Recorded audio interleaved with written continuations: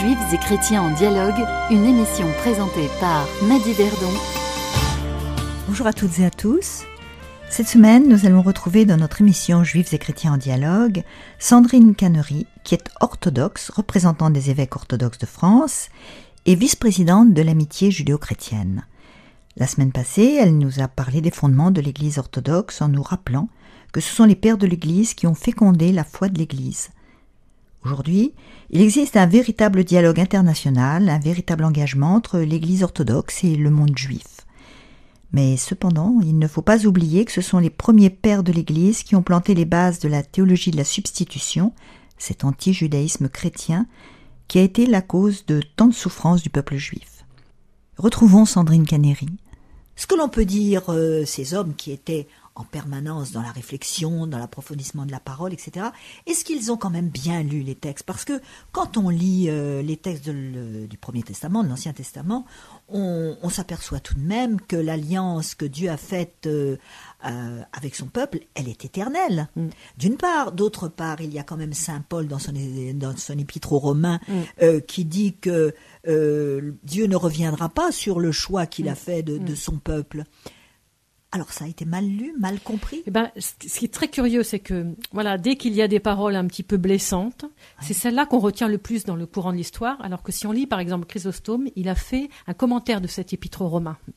Oui. Et il a été obligé de reconnaître qu'effectivement, les dons de Dieu sont sans repentance. Et il le dit, il le reconnaît. Mais ces écrits-là de Chrysostome, ils n'ont pas été retenus. On a retenu les choses qui sont beaucoup plus désagréables, j'ai envie de dire. Oui. Et c'est curieux. C'est très curieux. Donc, ce qui veut dire aussi que l'Église naissante, qui a continué après les pères, a elle aussi enfourché le cheval de la substitution. Voilà. Donc il y a une difficulté, il y a quelque chose qui a été. C'est comme si dans tout ce qu'ont dit les pères, on a fait une espèce de choix, et un choix qui n'était pas forcément le meilleur. Voilà, oui. Pour continuer à dire vraiment le judaïsme c'est pas du tout ça, quoi. Ils ont pas compris, c'est pas du tout ça. Et c'est que maintenant, avec toute l'histoire très très très lourde et avec tous ces conflits terribles, quoi, dont nous sommes quand même en grande partie, en majorité responsables. Eh bien, on se rend compte d'abord que Dieu avait probablement un autre plan, que c'est nous qui n'avons pas compris, et qu'il fallait tout ce recul de l'histoire pour dire si Dieu a un autre plan, si Dieu veut que ce peuple demeure jusqu'à la fin des temps, alors, et si effectivement ces dons sont sans repentance, alors comment on peut œuvrer ensemble pour qu'advienne le règne de Dieu, ensemble, chacun avec, comme dit dans l'introduction, dans le titre de Monseigneur Damaskinos, donc de la revendication d'absolue vérité des deux religions chrétiennes et juives. Oui. C'est quand même incroyable ce titre. Rien que le titre, voilà. Donc Monseigneur Damaskinos, il y a quelque chose qu'il a compris parfaitement du mystère d'Israël. Maintenant, comme il y a un grand passif d'un autre type de discours des pères, pour les églises orthodoxes, ça sera plus long, d'accepter que ce qui est du domaine du discours des pères sur le peuple juif et sur le judaïsme ce sont des paroles à contextualiser, à recontextualiser et à remettre vraiment dans une période donnée de l'histoire. Et qu'on ne peut pas, c'est pas un article de foi. Oui. Vous voyez ce que je veux dire ? C'est pas un dogme. Voilà. Oui, ça fait. Oui. Et donc, si on les remet dans le contexte de l'histoire, ça veut dire que si l'histoire avance et qu'on n'est plus dans le même contexte, on a le droit et même le devoir d'être fidèle à l'esprit des pères et non pas de répéter, j'ai envie de dire comme un âne, d'être fidèle à leur esprit et de dire non, maintenant nous avons compris que Dieu a un mystère, il y a un mystère sur ce peuple, et que Dieu a un autre projet et qu'il faut écouter. Voilà. Parce qu'on a la chance d'être né 2000 ans après. 2000 ans plus tard. C'est vrai. Voilà. Mais il n'en demeure quand même pas moins que tout cela est... l'Église a évolué et a avancé à partir de ces éléments-là qui ont quand même fait beaucoup de mal pendant 2000 ans. Beaucoup de souffrance, parce qu'effectivement, quand on lit quelquefois Saint Jean Chrysostome, non pas dans ses paroles de bienveillance, mais dans ses paroles si dures, et il n'y a pas que lui. Et il n'y a pas que lui. Augustin, c'est pas beaucoup. Augustin, c'est pas très beau non plus. Non, c'est pas très charmant. C'est pas très beau. Gardons les vivants, ces juifs, pour qu'on voit à quel point et qu'on puisse contempler des gens qui ont été dans une telle erreur. Oui, c'est ça, c'est terrible. Ne les tuons pas, mais gardons-les pour, je dirais, les avilir davantage. Oui, c'est terrible. Non, c'est terrible. Oui. C'est terrible. Alors, comme vous me disiez, il n'empêche que Augustin est devenu saint. Voilà. Les autres aussi. Voilà. Peut-être parce que, comme vous me disiez, être saint, ce n'est pas forcément être parfait. Voilà, absolument. Ce n'est pas être Dieu. Absolument, c'est très important. Et j'ai envie de dire, sur certaines choses, les pères ont le droit d'être pas tout à fait à la hauteur. On ne peut pas être parfait sur tout. Mais ce qui est sûr, c'est sur la foi de l'Église, ils ne se sont pas trompés. Voilà. Et c'est ça l'essentiel pour nous. Oui. Et autre chose aussi de très important, c'est que chez nous, orthodoxes, la seule chose qui est sur l'autel en permanence, c'est les 4 évangiles. Même pas les lettres de Paul. Les 4 évangiles sont en permanence sur l'autel. C'est-à-dire que c'est vraiment la source et le terme de toute notre foi chrétienne. Et donc là, il y a rien à redire. Il n'y a rien à redire, oui, bien sûr. Alors l'Église romaine, l'Église latine, elle s'est appuyée, elle aussi, sur la théologie de la substitution pendant 2000 ans. Hein. D'ailleurs, je crois qu'on peut dire que c'est très difficile d'en sortir. Oui, c'est très difficile d'en sortir. Parce qu'il y a un héritage long dans l'histoire. Absolument, et qui nous a confortés dans l'idée que c'est nous qui détenions la vérité. Alors, mais elle a eu le Concile Vatican II, et ce qui a complètement remis en question cette substitution. Hein. Alors, l'Église orthodoxe, elle, qu'est-ce qui s'est passé pour elle ? Est-ce qu'elle a fait aussi un cheminement ? Là, vous nous parliez effectivement déjà d'un travail en direction du judaïsme. Est-ce qu'il y a autre chose qui a été fait ? Alors, l'Église orthodoxe n'est pas une Église très douée pour communiquer au grand public. Voilà. Et en plus, comme ce sont des églises, comme nous avons dit, voilà, tout le monde ne se met pas nécessairement d'accord sur des questions qui ne sont pas l'essentiel de la foi. Voilà. Oui.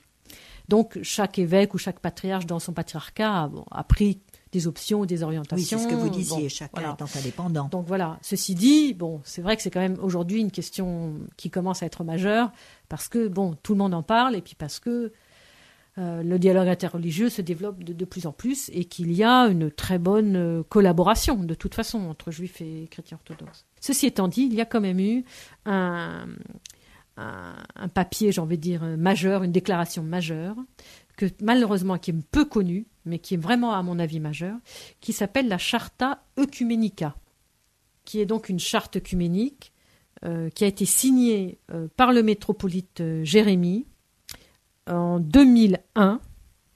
Et le métropolite Jérémie était à l'époque président de la Conférence des Églises européennes. Et cette charte Ecumenica a aussi été signée en même temps par le cardinal Miloslav. Alors là, je ne sais pas lire son nom, Vlik, quelque chose comme ça. Un cardinal, en tout cas, de l'Église latine. L'Église latine et l'Église orthodoxe. Voilà. Et donc, ils ont signé cette charte. Et si on veut en lire un petit morceau pour dire que parfois, ça suffirait, parce que pour moi, tout est contenu dedans. Oui. Une communion d'un genre unique nous lie avec le peuple d'Israël, avec lequel Dieu a conclu une alliance éternelle. Dans la foi, nous savons nos frères et sœurs juifs aimés de Dieu, et c'est à cause des pères, car les dons et l'appel de Dieu sont irrévocables. Donc là, c'est la citation de Romains 11. Ils ont l'adoption, la gloire, les alliances, la loi, le culte, les promesses et les pères, eux enfin de qui, selon la chair, est issu le Christ. Deuxième citation de Romains 9. De Paul. Voilà. Et après, donc, il y a la Charta continue, et elle explique comment il faut se comporter. Une fois qu'on a posé ça, bien sûr. Donc elle explique, nous regrettons et nous condamnons toutes les manifestations d'antisémitisme, telles que les explosions de haine et les persécutions. Pour l'antijudaïsme chrétien, nous demandons pardon à Dieu et nous demandons à nos frères et sœurs juifs de pouvoir nous réconcilier avec eux. Il est d'une urgente nécessité dans le culte et la catéchèse, dans l'enseignement et la vie de nos églises, de faire apparaître le lien profond de la foi chrétienne avec le judaïsme et de soutenir la coopération judéo-chrétienne. Pour moi, il y a tout. Voilà. Mais dans ce texte, on voit qu'il y a aussi, d'une certaine manière, un acte de repentance. Absolument. Et vous, qu'est-ce que vous en pensez en tant qu'orthodoxe convaincu et convaincu de la relation avec le judaïsme? Du texte ou de... de cette démarche, surtout. Ah oui, je pense que cette démarche est absolument nécessaire. Elle vous paraît suffisante pour le moment? Je ne sais pas si on peut dire suffisant, parce qu'il faudrait faire tout le temps des démarches. Hein, parce que bon, on ne répare pas 2000 ans d'histoire en une déclaration de quelques lignes. Donc je pense que c'est beaucoup plus long. Hein. Il faut des siècles pour réparer les siècles. Hein. Bon. Mais moi, je pense que tout est contenu là. Donc il suffit de s'appuyer là-dessus et de se réappuyer là-dessus autant de siècles qu'il faut. On n'a pas besoin de faire d'autres déclarations. Par contre, voilà, que ça passe vraiment dans les catéchèses, dans les formations. Voilà. Enfin, alors ça a été signé, on peut dire, déclaré en 2001. Oui. Est-ce que vous voyez des changements autour de vous? Plus ou moins, voilà, plus ou moins. Et ce qui, moi, m'ennuie le plus, c'est que c'est une Charta Ecumenica qui n'est pas connue.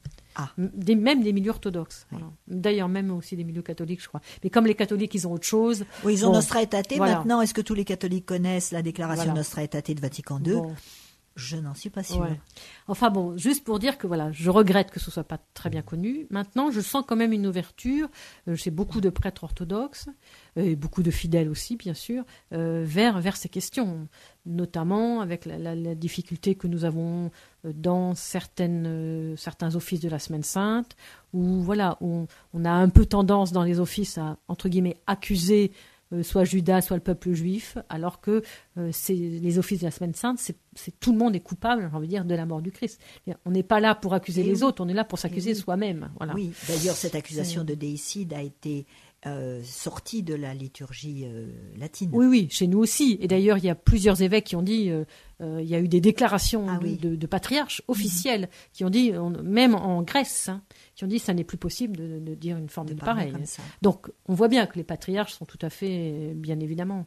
Mais dans la pratique, au quotidien, voilà, il faut encore avancer. Donc, il y a encore beaucoup de travail. Il y a beaucoup de travail. Je vous propose de nous arrêter un instant pour écouter un extrait des Vêpres de Rachmaninov.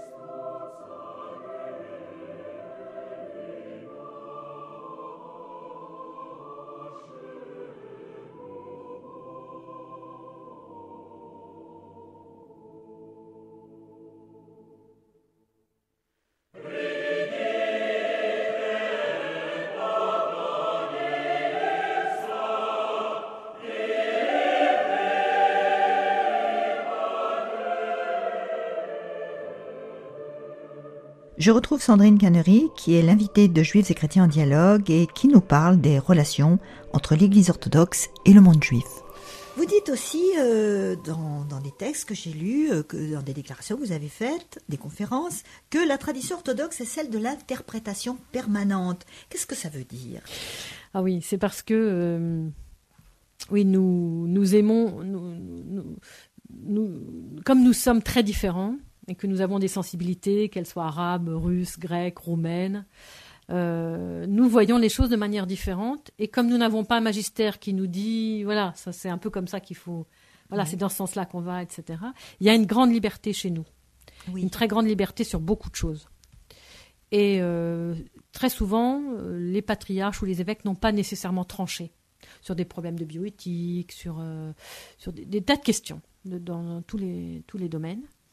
Et comme il y a aussi une tradition chez les orthodoxes d'avoir chaque famille ou chaque personne un père spirituel, toutes ces questions qui n'ont pas été tranchées de manière, j'ai envie de dire, magistérielle comme chez les latins, chez les catholiques, et c'est chacun voit avec son père spirituel.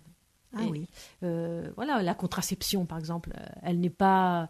On ne dit pas c'est merveilleux la contraception, mais elle n'est absolument pas interdite. Mais c'est pas parce qu'elle n'est pas interdite que c'est bradé, qu'on fait n'importe quoi. Pas du tout. Chacun doit voir précisément, selon la contraception, il n'y a rien de plus personnel dans un couple que la contraception. Donc chaque couple a sa manière de vivre les choses, combien d'enfants il peut assumer. Enfin bon, chacun voit en conscience avec son père spirituel. Et quand il a la bénédiction de son père spirituel, personne n'a rien à dire. Voilà. Donc il y a vraiment ce qu'on appelle aussi l'économie chez nous. C'est-à-dire qu'il y a des cas particuliers où le père spirituel ou parfois l'évêque donne une bénédiction pour une chose parce que ça concerne cette personne-là et ça ne concerne personne d'autre. Voilà. Et ça, c'est très important. Donc c'est vraiment, tout est dans le dialogue, tout est très personnalisé parce que justement, c'est là où on n'est pas, entre guillemets, dans quelque chose qui est de l'ordre juridique. Oui. On est beaucoup dans la relation où on écoute qu'est-ce que l'esprit dit, mais toujours dans une grande, ce que nous on appellera la théologie ascétique, c'est-à-dire dans une grande exigence. Qu'est-ce que c'est à ma manière à moi de vivre l'évangile ? C'est pas pour me faciliter la tâche, c'est parce que moi le Seigneur me demande quelque chose de précis et donc voilà. Donc, mais il ne me demande pas non plus de faire quelque chose au-dessus de mes voilà, tout à fait. Là, je crois que vous êtes proche de la tradition rabbinique, qui elle aussi est toujours ouverte, qui est toujours en remise en question. Voilà, c'est ça. Il y a remise en question permanente. Il y a quelque chose de ça. Donc, par rapport à votre question d'avant, donc il y a cette idée-là, mais il y a aussi l'idée qu'on a le droit d'avoir plusieurs interprétations sur quelque chose, puisque justement, il n'y a pas un magistère qui nous dit... Oui. Voilà. Donc, si on a plusieurs interprétations, on les dit, tout simplement. Et puis, après... dans la pratique, de toute façon, chacun va faire selon ce que va lui dire soit son évêque, soit son père spirituel. Donc, ça pose pas de problème que certains puissent avoir des pratiques différentes. On ne sera pas excommunié parce qu'on est en dehors du dogme. Voilà. Justement, il n'y a pas de dogme. Voilà.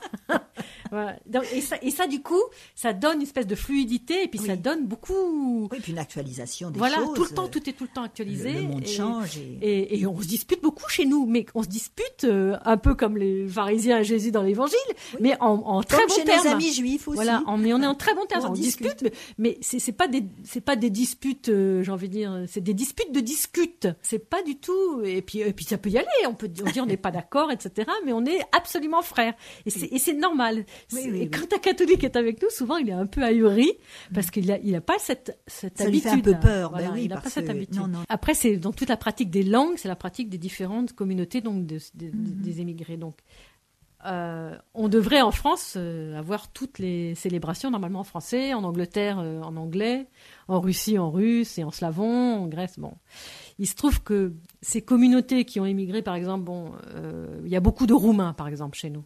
Ils sont venus il n'y a pas si longtemps que ça, puisque l'ouverture de l'Europe à la Roumanie n'est pas si ancienne. Et donc, certains avaient besoin de retrouver une atmosphère un peu roumaine. Donc, on a ouvert pour eux des paroisses roumaines, uniquement roumaines, où le prêtre est roumain, où tout est en roumain, depuis la première jusqu'à la dernière parole, l'homélie en roumain, l'évangile en roumain, etc. Chez les Russes, ça a été pareil aussi tout un temps, et c'est encore pareil en slavon. Bon. Donc, certaines communautés, donc comme il y a une disparité, je veux dire, qui est normale, parce que ça fait partie de ce qui est connu chez nous, où chacun, du moment que l'évêque sait, il n'y a aucun problème. Donc, il y a une diversité possible. Donc, certaines paroisses sont uniquement en grec, uniquement en roumain, uniquement en arabe, uniquement en russe. Et puis d'autres sont toutes en français. Et puis certaines sont mélangées en plusieurs langues, donc français, roumain, français, russe. Vous faites la même chose pour la lecture de l'Ancien Testament ? Au niveau des lectures, oui, vous voulez dire ? Au niveau des lectures, vous lisez aussi l'Ancien Testament dans vos langues. Voilà, alors selon la pratique habituelle de telle ou telle paroisse ou tel lieu d'église, il y a des traductions de l'Ancien Testament. Alors parfois il y a des traductions, parfois c'est seulement en slavon ou en grec. Bon. Mais ce qui est important de savoir, c'est que nous, l'Ancien Testament, on le lit surtout aux grandes fêtes. Oui. Et on le lit aux vêpres des grandes fêtes. C'est-à-dire qu'on entre dans la fête avec l'Ancien Testament. Et alors moi, je voudrais préciser auprès quand même des auditeurs que moi, j'aime dire le mot Ancien Testament. Oui. Et je vais expliquer pourquoi. Parce que pour moi, c'est très important. Parce que souvent, dans les amitiés chrétiennes, on dit Ancien Testament. Parle le Premier Testament, le Nouveau. Alors, c'est bien aussi de dire premier, mais moi, j'aime dire Ancien. Pourquoi ? Parce que chez nous, orthodoxes, et c'est là où vraiment on sent qu'on est gardien de la tradition, un ancien, c'est celui qui a la mémoire. On va frapper à la porte de l'ancien pour recevoir une parole. C'est celui qui transmet. Voilà, celui qui transmet. Donc pour nous, l'ancien, il n'y a pas plus honorifique que dire Ancien Testament, dans ce sens-là. Alors, j'ai lu une phrase de vous que je trouve intéressante, où vous dites repenser la christologie en termes hébreux, c'est-à-dire non seulement en mots hébreux, donc il faut la repenser, cette christologie, mais dans des catégories de pensée hébraïques, et vous ajoutez, c'est lorsque l'Église commence à définir sa foi dans des concepts grecs qu'elle s'éloigne de l'univers sémitique dont elle est issue. Donc vous tenez quand même aussi à la lecture en hébreu. Alors bon, moi j'aime l'hébreu, hein, donc oui. vous me prêchez une convertie, donc évidemment c'est très facile. Par contre, je ne sais plus exactement dans quel article j'ai pu dire ça, mais je ne fais que reprendre une parole du père Lev Gillet. Donc le père Lev Gillet est une très grande figure de l'orthodoxie française et anglaise, puisqu'il a passé pratiquement la deuxième moitié de sa vie en Angleterre. Et c'est lui qui dit qu'il faut repenser toute la théologie, toute la christologie en termes hébreux. Parce que pour le moment, on ne l'a pensé qu'en termes grecs. Et parce que toute la dogmatique et tous les conciles ont été pensés et écrits en langue grecque. Voilà. Et s'appuyaient sur la Septante. Et effectivement, ce que dit le père Lev Gillet, c'est qu'il dit si on veut dialoguer avec le monde juif, il faut repenser les catégories parce que le théos grec n'est pas le Elohim ou le Adonai hébreu, n'est pas exactement, ça ne recouvre pas exactement la même pensée. La Torah hébraïque n'est pas le nomos grec, etc. Ça ne recouvre pas la même chose. Et donc, pour se comprendre, on est obligé de repenser dans les catégories hébraïques. Oui. Et ça veut dire que, il y a quand même des cours d'hébreu à l'Institut Saint-Serge. Donc, l'hébreu n'est pas une langue qui est inconnue, mais c'est vrai qu'elle est très peu utilisée. Et puis, finalement assez peu étudié, en tout cas en profondeur. On étudie comme ça un tout petit peu pour avoir une idée. Mais... Donc vous aimeriez peut-être développer cet aspect. Voilà, si jamais un jour ça se développait, je serais ravie. Mais il faut savoir aussi quand même une chose très importante, c'est que la Septante est une Bible qui nous est très chère. Et même moi, qui suis quand même très hébraïsante, d'abord j'ai appris aussi le grec, donc ça c'est important. On ne peut pas faire des études et étudier un tout petit peu l'orthodoxie sans le grec, sans la Septante, quoi. C'est impossible. C'est vraiment bon. Et la Septante n'est malheureusement pas bien traduite en français, donc c'est bien d'avoir accès au grec.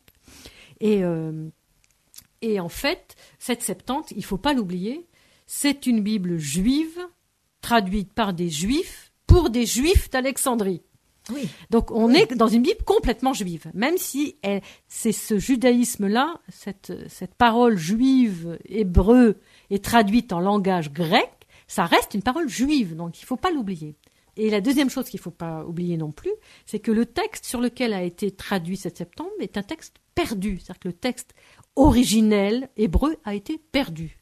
Ça veut dire que la Bible la plus ancienne que nous ayons, c'est la Bible grecque. Et c'est pas rien. Et donc, il y a quelque chose de l'ordre de l'origine que nous avons à travers cette Bible et qui nous est extrêmement chère. Et moi profondément chère aussi. Oui, ça se sent. Sandrine Cannery, le temps passe et avant de nous quitter, je voudrais que vous nous disiez un mot d'un point que vous abordez dans l'une de vos conférences, dans laquelle vous dites « Il n'y a pas de véritable dialogue avec nos frères juifs sans que tôt ou tard nous touchions le considérable travail d'unité entre chrétiens que ce dialogue nous amène à vivre. » Ça me paraît très important ce que vous dites là. Est-ce que vous pouvez nous l'expliciter un tout petit peu ? Alors, c'est une idée qui n'est pas de moi, qui est d'un très grand homme d'histoire, un protestant, qui s'appelle Fadielowski, qui d'ailleurs fait partie pratiquement des fondateurs ou de la deuxième génération de l'amitié judéo-chrétienne de France, embarqué par Jules Isaac pour continuer son œuvre en histoire. Enfin, et il est encore vivant. Et il est encore vivant, 96 ans, il est très très âgé. Je l'ai rencontré, un homme merveilleux. Il a écrit plusieurs livres. Et il y a un livre que je trouve merveilleux qui s'appelle Un passé de division, une promesse d'unité. C'est vraiment... il y a plein d'espoir dans ce titre. Et il explique qu'il y a eu dans le peuple de Dieu une première séparation, puisque au départ, le peuple chrétien était un peuple constitué de deux éléments, juifs et grecs ou païens. À tel point, c'est tellement important, et ça c'est un très grand théologien de l'Église roumaine actuelle, qui est à mon avis pour moi aussi un père de l'Institut de Sibiu, qui dit que nulle part dans le Nouveau Testament on a pensé une seule fois à la possibilité que la dimension juive disparaîtrait de l'Église. Ça n'a pas été pensé, ça n'a pas été prévu. Oui. Voilà. Donc vous imaginez la tragédie à partir du moment où effectivement la partie juive de l'Église disparaît. Bon, beaucoup plus tard, mais enfin, n'empêche. Et je pense qu'il y a de ça dans ce que je ressens aussi un peu, ou dans ce que j'interprète, ou dans la manière dont j'accueille la parole de Fadielowski, c'est que comme il y a eu une division avec la synagogue qui s'est accentuée avec le fait que il n'y a plus de juifs dans l'Église à partir au maximum du 5e siècle, et bien du coup, ça a été une division qui a été terrible parce qu'une dimension entière a manqué et que cette division, on s'y est habitué, on s'est accoutumé, on trouvait ça... il parle que la séparation entre chrétiens et juifs, que nous sommes habitués à une tranquille hostilité envers eux. Voilà. Cette tranquille hostilité, on s'est habitué, c'est normal, c'est comme ça. C'est normal. Voilà. Et donc ça veut dire qu'il y avait un précédent et que ce précédent a généré à l'intérieur même de l'Église des divisions. Un deuxième précédent qui a été les premières divisions, puis un troisième, etc. Et où on s'est habitué avec une tranquillité et une gentille hostilité envers les autres. Il y a quelque chose qui ne va pas. Voilà. Oui. Et donc, ce qu'on peut vivre dans l'amitié judéo-chrétienne, où on essaie de retrouver une certaine amitié ou de repenser la permanence du peuple juif vis-à-vis de nous, en repensant cette permanence, on repense finalement à notre unité. Voilà, notre propre unité à nous. Quoi. Et comment on ne peut plus être tranquille vis-à-vis de cette division, donc on ne pourra plus non plus être tranquille vis-à-vis de la division avec nos frères chrétiens. C'est très important. C'est fondamental, pour moi c'est fondamental. Merci beaucoup Sandrine Cannery pour votre présence aujourd'hui dans notre émission Juifs et chrétiens en dialogue. Je rappelle que vous êtes bibliste orthodoxe et que vous représentez les évêques orthodoxes de France dans le dialogue avec le judaïsme au sein de l'amitié judéo-chrétienne. Je vous souhaite beaucoup de courage dans ce dialogue avec nos frères juifs et dans votre recherche permanente de l'unité au sein des chrétiens. Merci beaucoup. Au revoir.